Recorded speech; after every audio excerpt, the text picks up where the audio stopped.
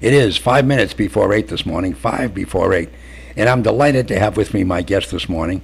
I have with me Dave O'Connor.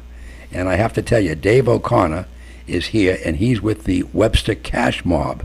Now, let me tell you, when I saw this, I said, whoa, I can't wait to talk to this fella. But this Webster Cash Mob is a unique situation. And so, good morning, Dave. Good morning. Thanks for having me. My pleasure. Dave, tell us a little bit about, in fact, you tell us a lot, about the Webster Cash Mob.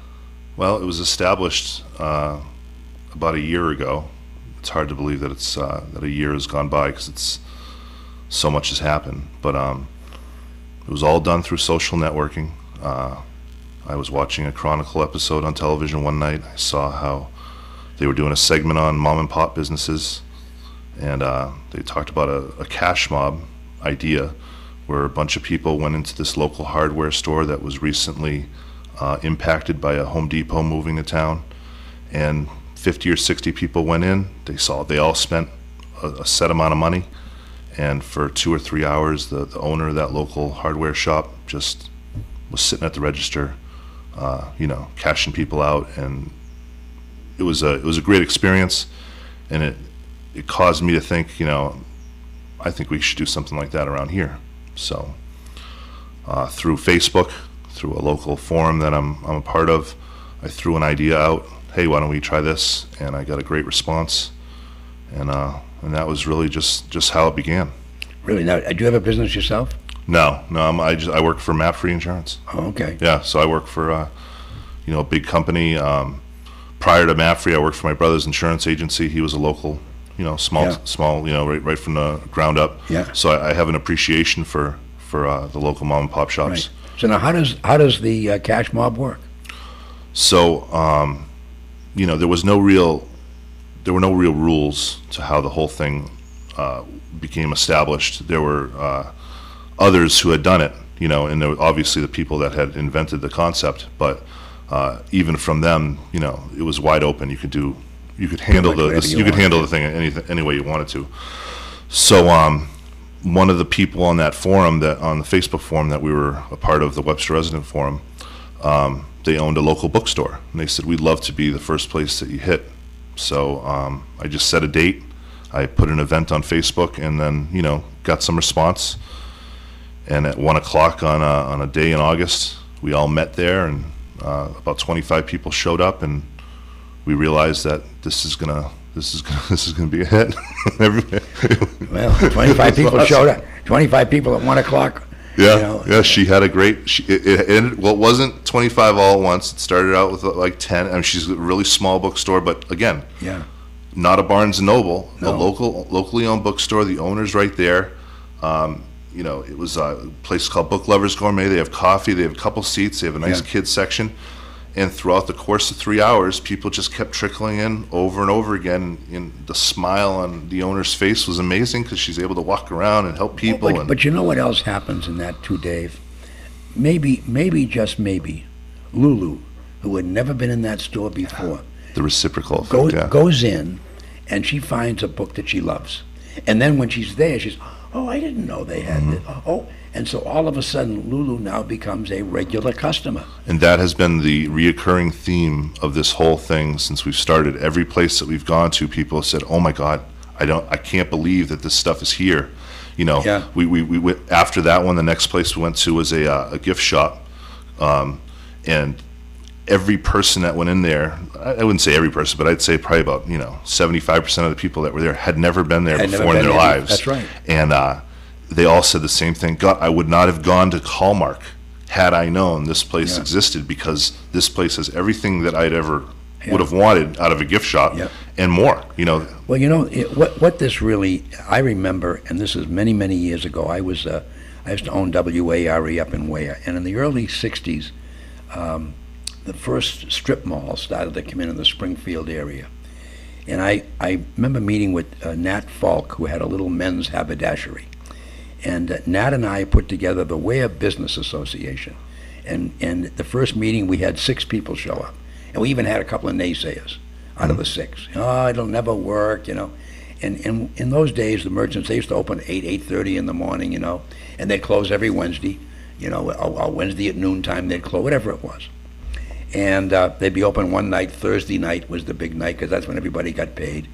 But in any event, the second meeting we had 12, and then pretty soon we had like 40 or 50 different local merchants who became part of it, and we started to run promotions. We'd have a sidewalk sale, and I had the radio station, and I got the newspaper guys, my friend Roby Maynard from the Wherever News involved, and we would run promotions, and we would run public service ads promoting, shop downtown Ware. Ware has everything, and we'd list, and it woke people up. Mm-hmm. They never realized all that there was downtown. That's what this whole thing's about. And what's really happened over the years, most downtowns have faded away. Or they've moved. That business group, those fellas, their kids went off to college and never had the interest in running the store, so they either sold it or closed it, or it went away when Dad retired or died. Mm-hmm. And so many of those main streets are just, empty stores. Yeah. And yet there's a resurgence in local businesses suddenly coming back around, because, and I've said this to people many, many times, and I'm not being critical. I think it was President Reagan who used to have it up hanging in the Oval Office, a sign that said, "Facts are very troubling things." And it's true. Mm-hmm. So I want to state some facts. When a big box store comes into your community, everybody's cheering and yipping and yapping. "Oh boy, isn't this wonderful? We got a Wally, or we got a Home Depot, or a Lowe's, or a Staples." What they don't understand is the minute that store opens, within 6 months, 5 or 6 local businesses go belly up. They close or they move on. They have a going out of business sale and it's over. Yep. Whether it's a furniture store or I remember when we used to have office stores. You don't see any office stores anymore. No town has those. Staples take whoop, swoop, and then the internet. Look at what the internet's done to local businesses. Yep. So it is refreshing and exciting to see that this thing is working. So it still works good then. Yeah, I mean, it didn't take very long for people to catch on to it. So the first 2 mobs were good. I mean, like I said, the first one had 25, Yeah. the next one had 50. At that second mob, someone from the mob knew a girl who worked at the Telegram and Gazette. She wrote an article on us, and they featured it on the front page of the business section of the Sunday paper. Yeah. It was great, and my family's behind it. I've got a little 5-year-old girl. Yeah. I don't know if she completely, understands what's going on, but she knows that Dad's throwing a party. Yeah. And she puts on her best outfit, which in her world is the Cinderella costume. Oh, sure. So she's the Cashmere princess, my little daughter Anna, and she's. Yeah. I wanted to mention that because she's very excited that I'm on the radio today. But You should have brought her over. She could have sat right next to you. she would have stole the show. Listen. This girl walks into a room and takes it over. Time off. There's nothing wrong with that. You put her in here, 5 years old, starts a new career for her. But yeah, so it's progressed. I mean, so the October mob we did for Take Two Consignments, which is a huge operation in Webster, and they provide jobs where jobs may otherwise not be available. Right. That struck a chord with a lot of people. I had over 100 people walk into Take Two Consignment that day, and for 2 hours I had a line wrapped around the entire store. The entire parking lot was full. The entire Friendly's parking lot was full. It was amazing. And then from there, the numbers grew, awareness grew, and different things started happening. So the next mob was at a pet store. Now, not everyone in the mob has a pet. No. So how do you accommodate everybody? Well, why don't we make it so you buy something, and if you don't have a pet, donate it back to Webster Animal Control or the Community Cat Connection. So I filled up all these boxes with donated items that people bought. So the woman who runs the food share in Webster, she comes to that and she says, Donna Farrell, she says, is there any way you could do something for us here? We do the big food share drive every spring here. Yeah. On Holy Thursday, so I know Donna very well. And so we reinvented ourselves. We called it the Mobster Food Drive. Yeah. And in Webster in December, we had, I would like to say, the largest food drive that town's ever seen. I mean, we got a donated box truck from Long Subaru with a driver who was with us all day. He packed that truck full of food.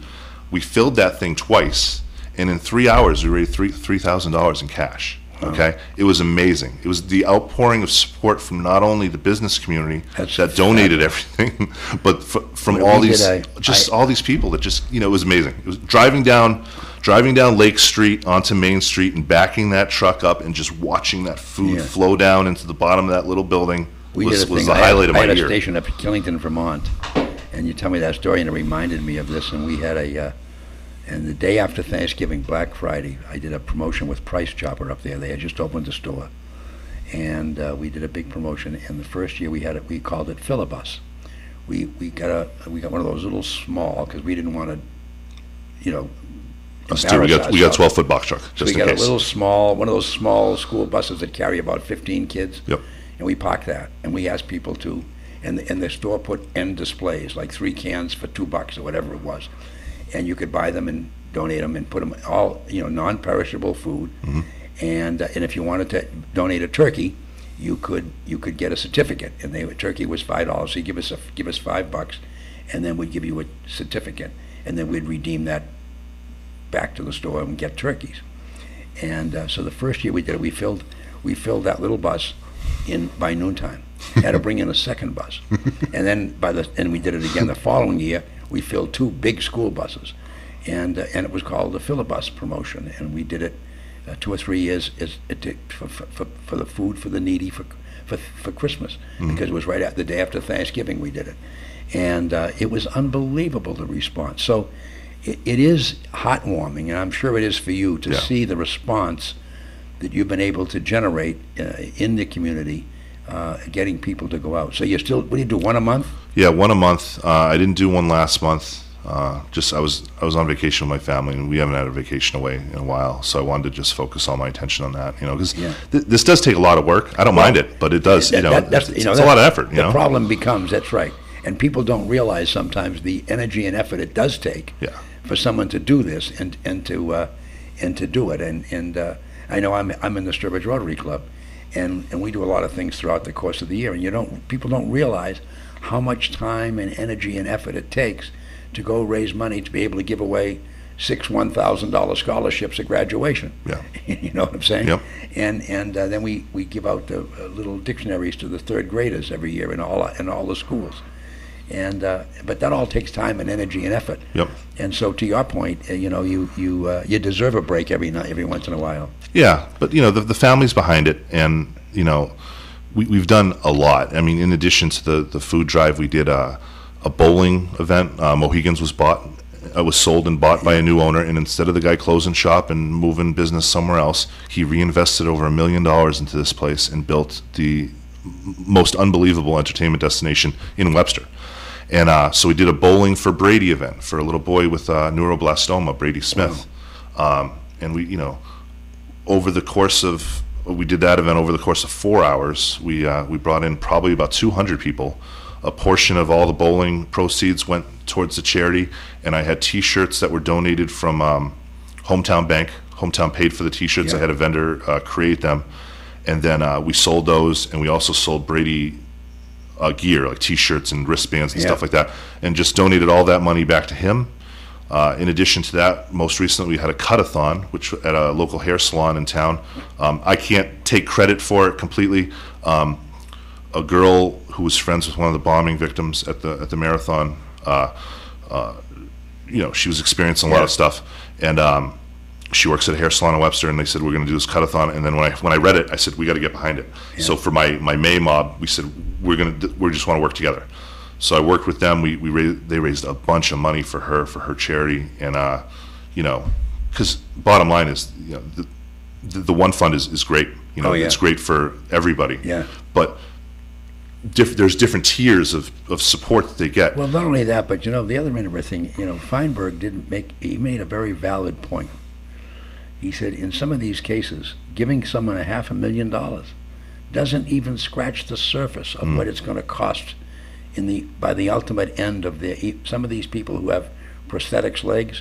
Those are only good for a couple of years. They have to have new ones because your body changes. Yeah. And they have to have new ones, and those are $50,000-$60,000 a pop.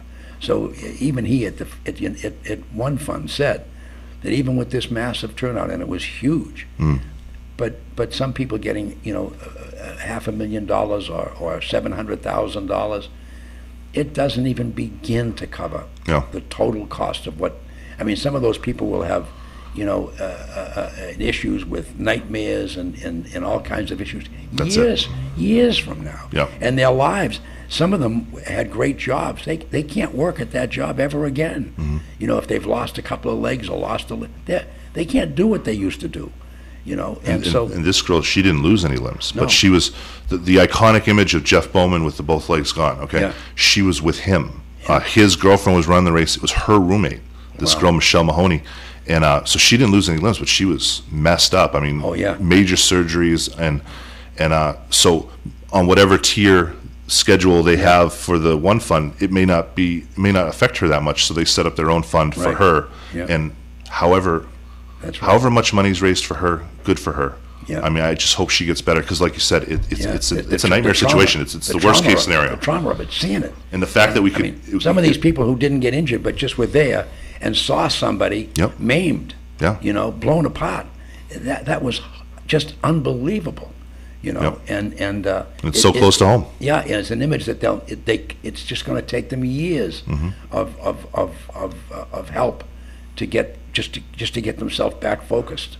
So I mean, this cash mob has transformed itself over and over again in the course of a year, and affected so many people in so many different ways. So, but it's been an overwhelming success. But the thing, Dave, is that even after a year, it's still Yeah. very successful. When you do it, everybody turns out. Yeah, so this Friday we have an event at a gentleman from out of town opened up a local microbrewery in town.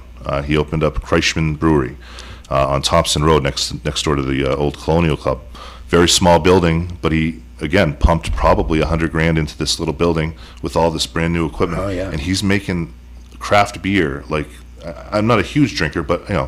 I enjoy beer once in a while, and it's so good. And I think he's going to just take off, okay? Yeah. But I want him to take off and stay right here in Webster. Yeah. So we're going to have the cash mob there on Friday from 6 to 9, and we're I put the feeler out, and so I've got 35 people committed. I've got another 20 that are probables, and then people just show up anyways. I mean, he's got a regular business anyway, so his own he's gang, yeah. going to sell out. He'll sell out on Friday night, and that's the whole goal. My goal is to not disrupt a business to the point where they're not inoperable, but if we can wipe their store clean, and that's great. And no one's giving me any hassle but not for it only yet. that, but as an advertising and marketing guy, and been in broadcasting for over 60 years, what I understand that a lot of people don't understand is you're going to bring people to that brewery who may A, never go, Yep. A, B, have never been, Mhm. and then out of those groups, if 30% of them go back, Mhm. I mean, there's a residual for him, and then he's now going to build a new core of people Yeah. who will add to his regular, as you pointed out, his regular, barflies. And there are non-drinkers that will Yeah. never go there. That's But right. it would be nice for them to have an opportunity to walk in and say, "Hey, thank you for coming and doing Right. business in Webster. Thanks for improving our tax base. Yeah. Thanks for being a part of our community." That's right. Because he's not a bar. He doesn't. You fill up the growler and you walk out of there and leave. Yeah. You can't drink there. Oh, okay. You know what I mean? Yeah. It's literally He's just a brewery. Brewery. So it's a different crowd, and it's just a great place. And and again, we're going to do a little charity for Brady's Mission again Yeah. on this one too. Oh, that's great. Yeah. That is absolutely fabulous. Well, what I'd like you to do is keep us informed, Okay. and we'll get Laurie's information. And every time you're having one of these events, a couple of days ahead, email it to us, so we'll promote it on the air. That's great. That's what it's all about. Yeah, we'll talk about it. Friday night you're going to be at the brewery, and wherever you're going to the next time, All right. let us know, and we'll be more than happy to put it on, and then have you come back again, maybe closer to the fall, and see Yeah. how things are going. And I'll bring Anna so you can. Oh, you got to bring her. you can- You got to bring the queen in here, Yeah. or the princess. The princess, yeah. You got to bring her in here so we can. She's the real success story here. It's That's really right. not me. Well, I mean, and she's obviously got into it, and yeah, I was just Saturday. I was down to the beach, and my youngest grandson turned 6, so Yeah. he's another one that is a charming little man, and This is the reason why we do what we do. a delightful guy, and so it was fun to see him. And I was telling folks he goes to Montessori school, and He started a year before they normally take kids because he was a sharp little cookie. But he's 6 years old, and he's now had 2 years of Chinese and Spanish.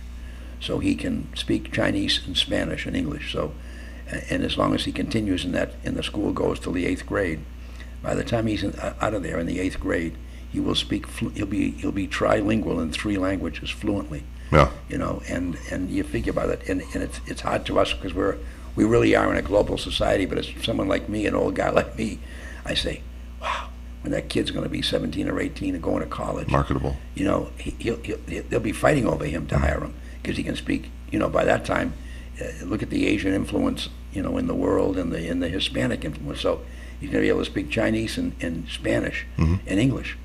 You know, and I was talking to his teacher. They had a little graduation for them when he got out of kindergarten. He's going to the 1st grade now.